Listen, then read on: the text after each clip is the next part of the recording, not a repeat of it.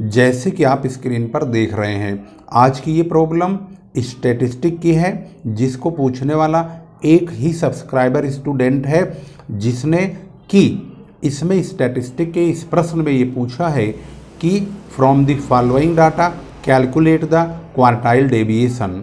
Question number 20, जिस पर उन्होंने गोली करके मार्क करके निशान लगाया हुआ है। तो आइए समझते हैं step by step calculation of quartile deviation. आज की प्रॉब्लम में बहुत मज़ा आने वाला है। यह क्वेश्चन एक स्टूडेंट ने पूछा है। हम निकालेंगे कैलकुलेशन ऑफ क्वार्टाइल डेविएशन यानी क्यूडी। क्यूडी किस प्रकार से निकालेंगे, वो भी कंटिन्यूअस सीरीज में, और ऊपर से क्लास इंटरवल जो कि सेट नहीं है, क्लास इंटरवल भी हम सेट करना सीखेंगे और स्टेप बाय स्टेप हम सॉल्व करेंगे। तो चलिए शुरू करते हैं calculation of quartile deviation in continuous series. जैसे कि आप क्वेश्चन देख रहे हैं, ये क्वेश्चन बुक का है, जिसको हमने यहाँ पर ऐसे कि ऐसे ही उतार दिया है। अब चलते हैं इसके सॉल्यूशन की ओर। यहाँ देखेंगे 1 से 5, फिर 6 से 10, फिर 11 से 15, यानी 5 से 6 जाने पर यहाँ पर एक नंबर का गैप हो गया है। अगर एक नंबर का गैप है तो हम इसका हाफ कर लेंगे, यानी एक का आधा होता है 0.5। एक में से 0.5 घटाएंगे और 5 में 0.5 जोड़ देंगे, यानी इसका क्लास इंटरवल 0.5 से 5.5 बनेगा।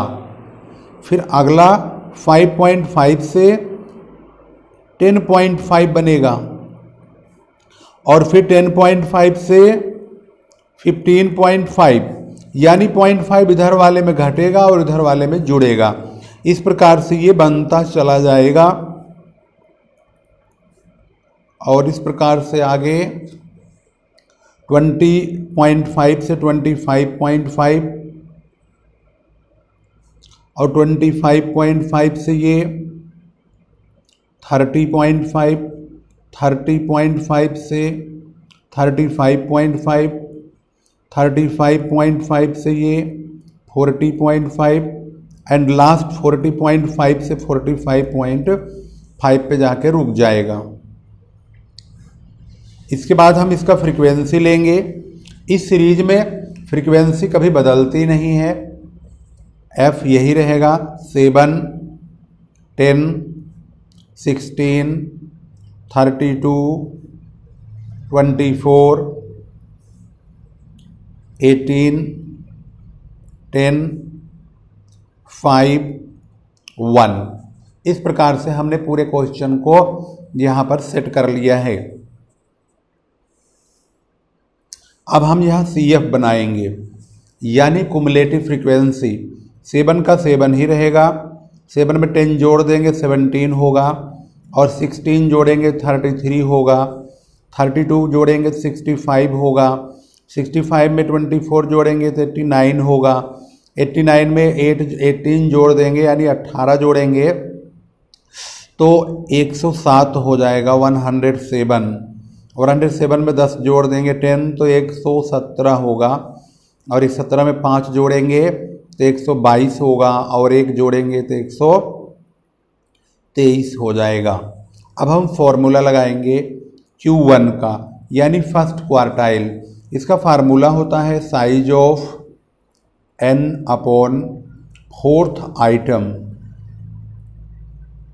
n है हमारा 123 अपॉन 4, इसमें +1 नहीं लगाएंगे, इस बात का ध्यान रखेंगे।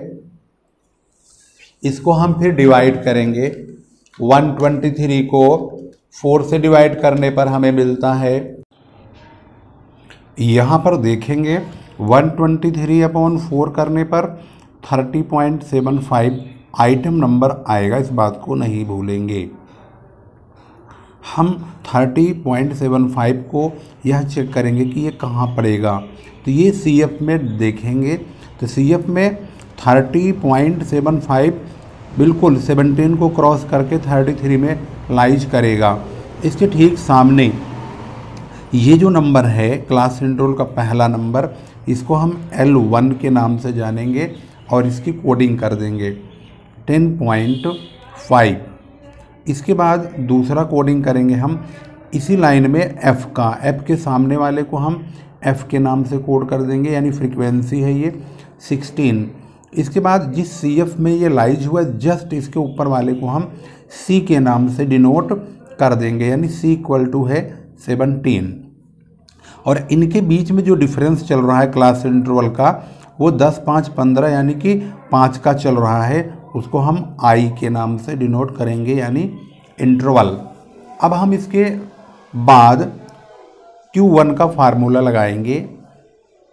फार्मूला होता है L1 plus interval upon frequency, और ये जो वैल्यू आई है 30.75 ये n/4 को सोल्व करके आई है। तो यहाँ पर लिख सकते हैं n/4 माइनस सी, या ऐसे भी लिख सकते हैं L1 प्लस I/F। और यहाँ पर ये जो हमारा Q1 है, ये जो हमने पहली बार हमने निकाला तो इसको डिनोट कर देते हैं स्मॉल q1 से, जिससे कि हमें लिखने में आसानी रहे। अब बड़ा लंबा चौड़ा नंबर कौन लिखेगा यहाँ पर, इसलिए अब इसकी वैल्यू को रखिए। अब देखेंगे तो 10.5 L1 की वैल्यू है 10.5 प्लस इंटरवल चल रहा है 5 का, यानी कि I 5 का है, F है 16, और Q1 जो हमने निकाला था 30.75 उसको यहाँ रखेंगे 30.75 माइनस सी क्या है, सी है 17, जस्ट CF के ऊपर वाला नंबर, ये हो गया। अब हम 10.5 प्लस 5 की मल्टीप्लाई 30.75 में से 17 घटाएंगे तो 13.75 यानी कि 13.5 आया। इसको 16 से हमें डिवाइड करना है। इसके बाद हम 10.5 में इसको जोड़ देंगे। अब अगर हम इसको मल्टीप्लाई करते हैं 13.75 इंटू 5 अपॉन 16 तो ये नंबर आता है 4.29, यानी कि 4.29 है तो 4.3 के लगभग हो जाएगा।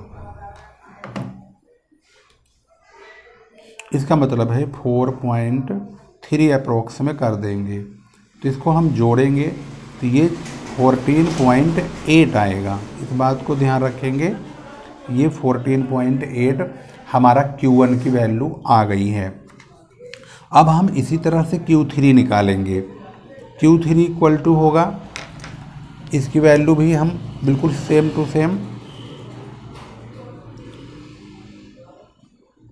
ओहो पेन भी झटके मार रहा है, साइज ऑफ n/4 आइटम, बाहर हम इसमें 3 लगा देंगे और TH आइटम लिखेंगे। तो वही n की वैल्यू 123 ही है, यहाँ पर लिख सकते हैं n इक्वल टू 123, 123 अपॉन 4। इसे सोल्व करेंगे, यानी इसको 4 से डिवाइड करके 3 से मल्टीप्लाई करेंगे तो 92.25 आइटम नंबर आएगा, 92.25। अब हम चेक करेंगे CF में ये 92.25 कहाँ लाइज करेगा, तो ये 89 को पार करके 107 में लाइज करेगा। इसके सामने वाला ये F बन जाएगा, ये L1 बन जाएगा और ये C बन जाएगा, और इनके बीच का जो गैप है वो I बन जाएगा। इन यहाँ पर लिख लीजिए सबको। L1 इक्वल टू क्या होता है, L1 इक्वल टू 25.5 और I गैप तो 5 ही का चल रहा है, F बिल्कुल जस्ट उसके सामने वाला 18 है, और C 107 के जस्ट ऊपर वाला 89 है। इस प्रकार से अब हम इसकी वैल्यू रखेंगे Q3 equal to L1 plus I/F small q3 minus C। L1 है 25.5 प्लस I है 5 का, F है 18 यानी 18, Q3 हमारा आया है यहाँ पे 92.25 माइनस C हमारा है 89। यहाँ पर देख लेंगे। इसकी वैल्यू रखने के बाद इसको सोल्व करेंगे। 25.5 प्लस 5 की मल्टीप्लाइकेशन हम करेंगे। पहले तो हम 92.25 में से 89 को घटाएंगे। तो भाई कैलकुलेटर तो आपको अलाउड ही है। 92 माइनस 89 करेंगे तो 3.25 की मल्टीप्लाई 5 में करेंगे इंटू 5, तो ये आता है 16.25 और 16.25 को हम डिवाइड करेंगे 18 से, तब हम 25.5 में जोड़ देंगे। तो पहले डिवाइड करते हैं, डिवाइडेड बाई 18। भाई साहब भयंकर रोड चल रही है, हल्ला काट रही है पब्लिक।